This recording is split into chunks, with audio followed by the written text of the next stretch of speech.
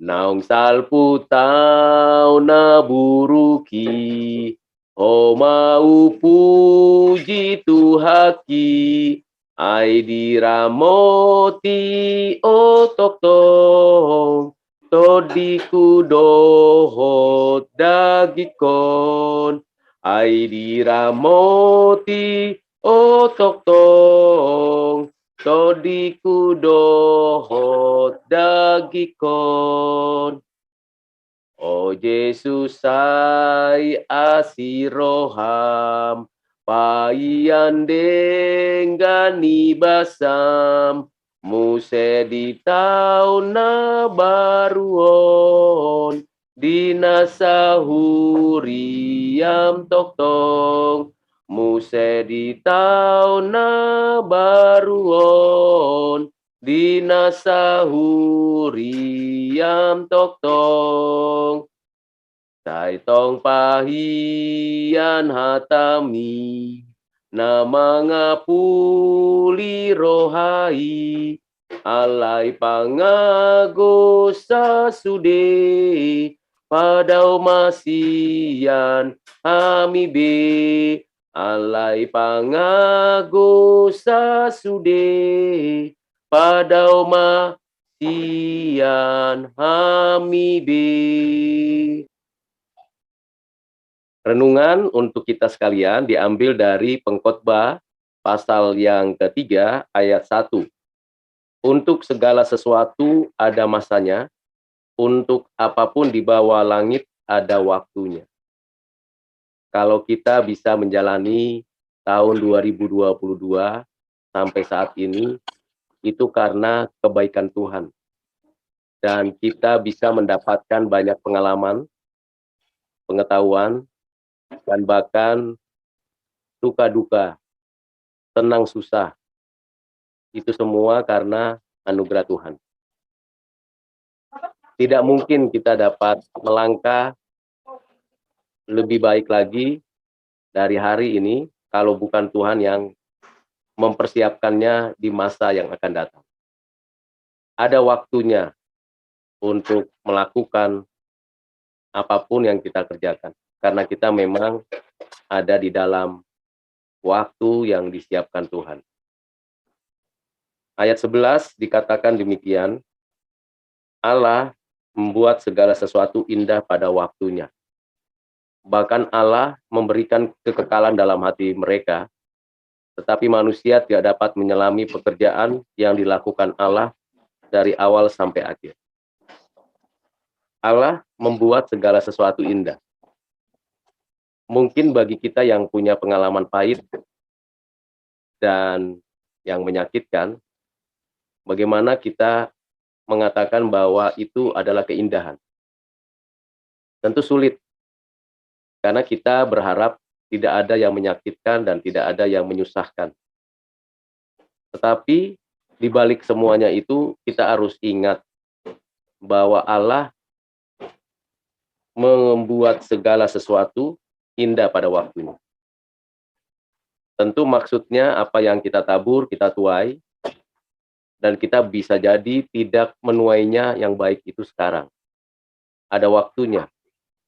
Mungkin tidak tahun ini, tapi tahun yang baru. Dan kita percaya bahwa Tuhan yang baik memberikan yang terindah. Apa hadiah yang terindah di dalam hidup kita? Bukan harta, takhta, atau uang, atau jabatan, posisi, atau gelar. Yang terindah ialah kita dapat mengerjakan kehendak Allah dengan penuh cinta kasih, menerima belas kasihan dan pengampunan Tuhan, mendapatkan pembenaran dan pengudusan, hidup berkenan dan menerima janji-janjinya. Itu yang terindah dalam kehidupan kita sekalian. Sulit memang mengerti dan menyelami pekerjaan Tuhan di tengah kesulitan, kesusahan, bahkan di tengah kegemilangan dan keberhasilan. Kalau di tengah kegemilangan dan keberhasilan seolah-olah itu kerja keras kita saja. Itu usaha kita sendiri. Tetapi ketika kita tidak mendapat keberhasilan, kita mengalami kesusahan, kita mengalami penderitaan yang menyakitkan, kita menganggap Tuhan meninggalkan kita. membiarkan kita sendirian begitu saja. Kedua konsep ini sama-sama salah. Yang satu merasa diri yang paling penting dan yang telah menghasilkan dirinya berhasil. Yang satu merasa dirinya ditinggalkan Tuhan. Padahal kita tahu berhasil atau gagal, susah atau senang, ada rahasia Tuhan yang mau diungkapkannya.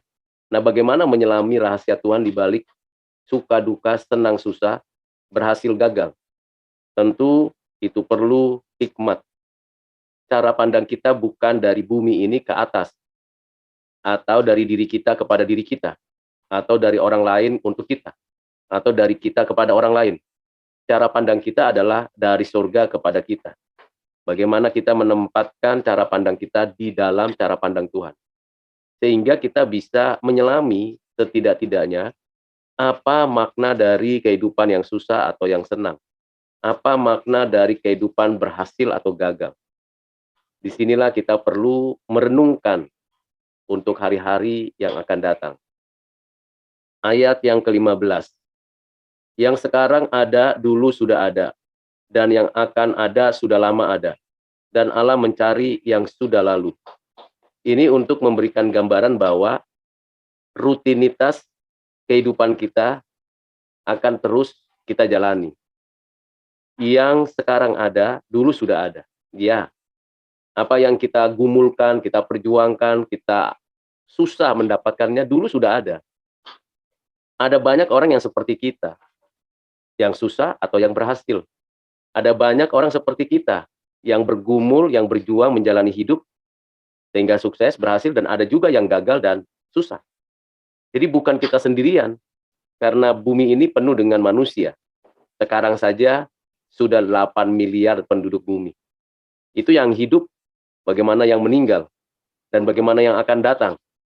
Jadi semuanya itu akan rutin menghadapi jalannya hidup ini. Dari mulai dalam kandungan ibu, dilahirkan, dibesarkan, kemudian menjalani kehidupan dari anak-anak, remaja, pemuda, dewasa, orang tua, kakek nenek, sampai akhirnya kembali. Tubuh ini menjadi debu tanah. Roh kembali kepada yang empunya, yaitu Allah semesta. Jadi di sini kita bisa menyadari bahwa yang dulu ada, sekarang sudah ada. Dan akan ada lagi tetap. Keberadaan ini tidak berubah karena memang Allah yang memelihara. Karena itu, untuk apa kita menyusahkan diri dengan hal-hal yang tidak bermakna dalam kekekalan? Susah, senang, pasti ada. Jatuh, bangun akan terjadi.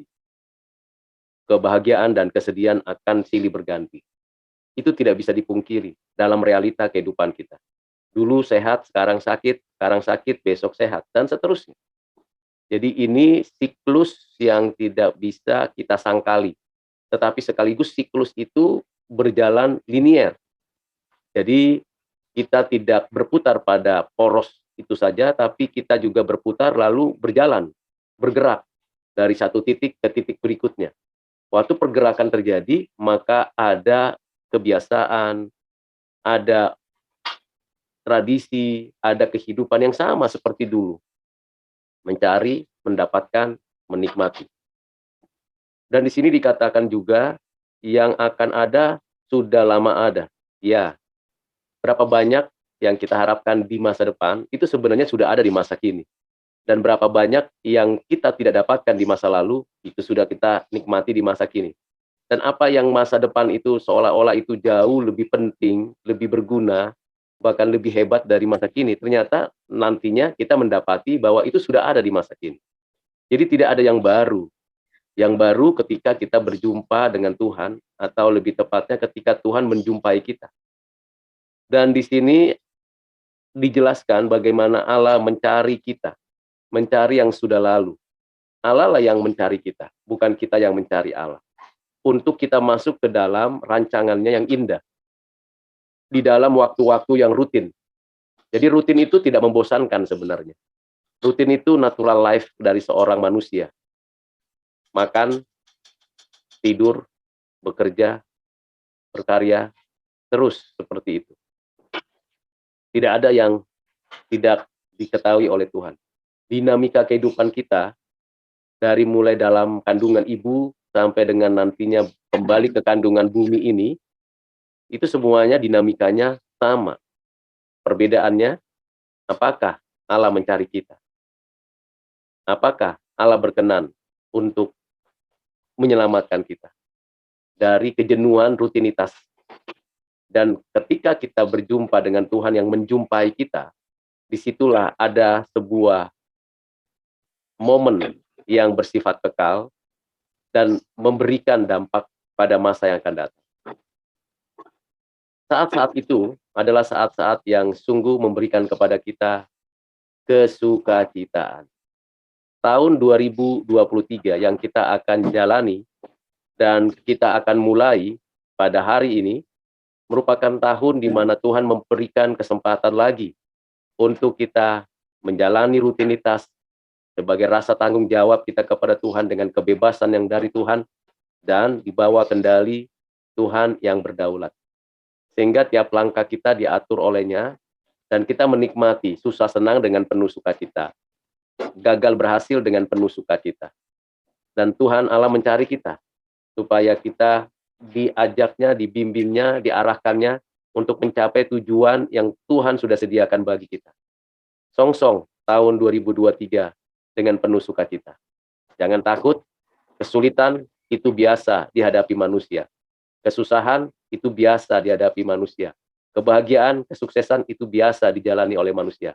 Yang berbeda, apakah di tahun 2023 Tuhan masih berkenan menjumpai kita?